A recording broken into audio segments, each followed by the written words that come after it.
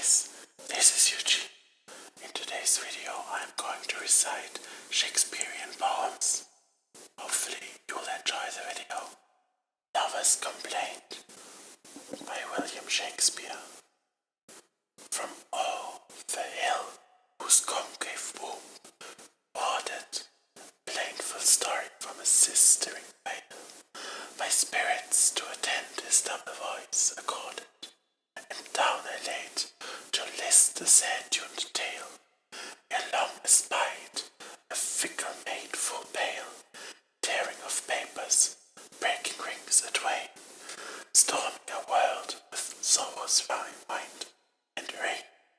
Upon her head a plaited hive of straw, which fortified her visage from the sun, whereon the thought might think, sometime saw, the carcass of beauty spent and done.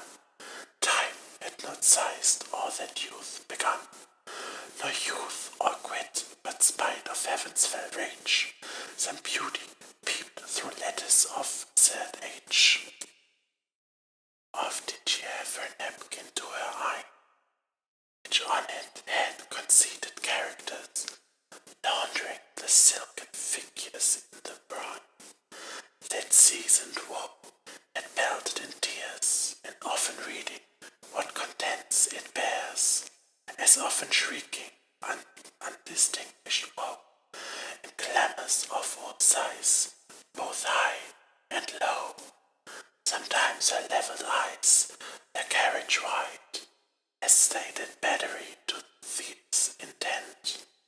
Sometimes diverted their poor balls are tied to the orbed earth, sometimes they do extend their view right on, anon their gaze is lent to every place at once, and nowhere fixed, the mind inside distractedly commixed, her hair nor loose nor tied in formal bed, proclaimed in her a careless hand of bright, for some untucked descended her sheathed head, hanging her pale and pine cheek beside.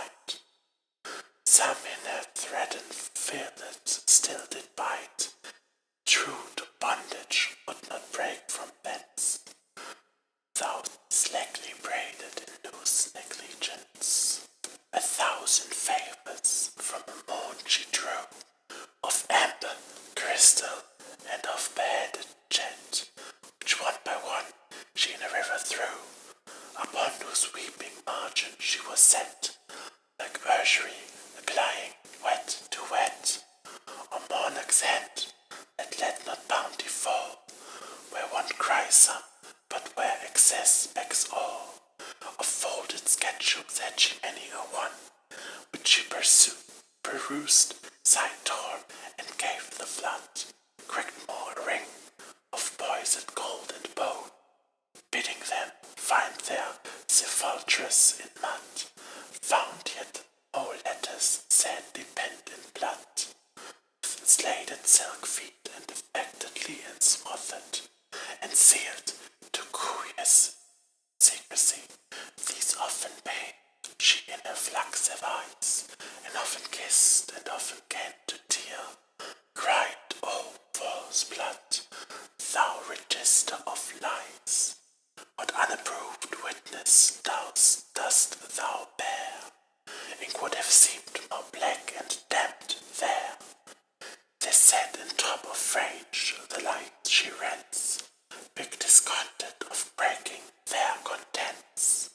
A reverend man that grazed his cattle nigh, sometimes a blusterer that the ruffle nigh, of court, of city, and had let go by the swiftest owl, observed as they flew.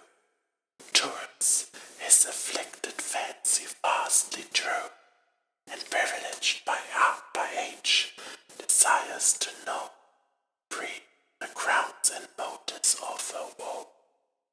So slides he down upon his grey bed, and calmly distant sits he by her side, when he again desires her, being set, a grievance with his hearing to divide.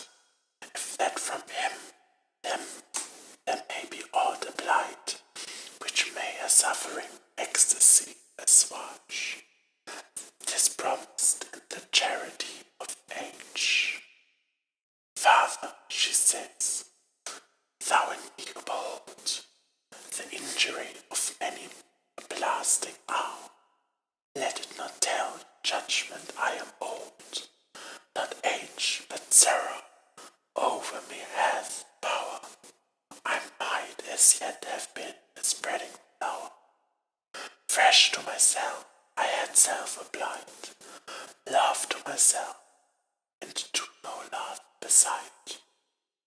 But woe is me, too early I attended a youthful suit, it was to gain my grace, of one by nature's outwards so commended, that maiden's eyes stuck all over his face.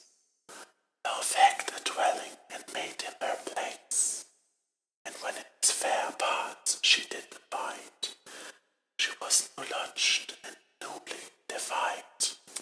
His browny locks did hang in crooked curls, and every light occasion of the wind.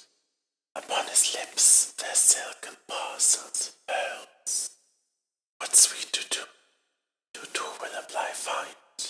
Each eye that saw him did enchant the mind. For on his visage was in little drawn what largeness in things paradise was saw.